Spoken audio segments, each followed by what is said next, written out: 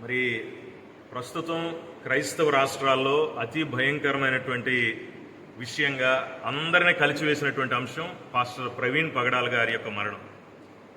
ఈ మరణం వెనక అనేకమైనటువంటి సంగతులు, అనేకమైనటువంటి అనుమానాలు కూడా ఉన్నాయి క్రైస్తవ సమాజంలో. అది సాధారణమైన రోడ్డు ప్రమాదమా, లేకపోతే ఎవరైనా దీన్ని కుట్ర కోణంలో హత్య చేసి దానిని యాక్సిడెంట్గా చిత్రీకరించారనేటువంటి అనుమానాలు క్రైస్తవ సమాజం అంతట్లో కూడా ఆవరించి ఉన్నాయి.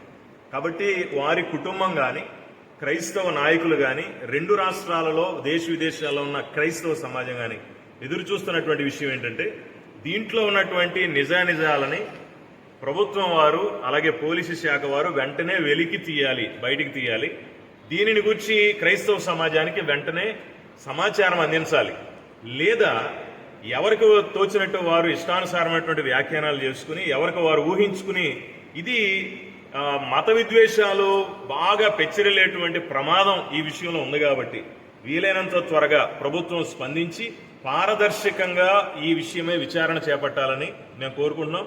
అలాగే ఆయనకి ఇంతకు ముందే బెదిరింపు కాల్స్, అలాగే మిమ్మల్ని చంపేస్తామనేటువంటి బెదిరింపులు అనేక మంది దగ్గర నుంచి వచ్చున్నాయని మేము విన్నాం, పబ్లిక్ గానే విన్నాం.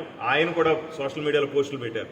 ప్రవీణ్ పగడాల్ గారి యొక్క మరణం సహజమైందా లేకపోతే హత్య చేశారనేటువంటి విషయాన్ని మాత్రం తప్పకుండా అనుమానిస్తున్నాం. సంఘటన స్థలం కానీ జరుగుతున్నటువంటి విషయాలు కానీ అనుమానాలకు తావిస్తున్నాయి. దయచేసి ప్రభుత్వం వారిని చిలకలూరుపేట నియోజకవర్గ ప్రజానీకం అంతటి తరపున మేము కోరుకుంటున్నాం. ఆంధ్రప్రదేశ్ స్టేట్ పాస్టర్స్ ఫెలోషిప్ యొక్క సభ్యులందరూ ఇక్కడ నిలవబడి అన్ని మండలాల వారు ఇక్కడ ఉన్నారు. మేము కోరుతున్నాం, దయచేసి ప్రజలు ఎవరు కూడా ఉద్రేకాలకు లోను కాకండి. అలాగే ప్రభుత్వం వారు కూడా వీలైనంత త్వరగా ఈ విషయమై విచారణ జరిపి, ఒకవేళ అది యాక్సిడెంటా లేక హత్య, ఒకవేళ హత్య జరిగితే ఎవరు దీని వెనక ఉన్నారనేటువంటి విషయాలను కూడా బహిర్గతం చేయాలని మేము క్రైస్తవ సమాజం తరఫున డిమాండ్ చేస్తున్నాం.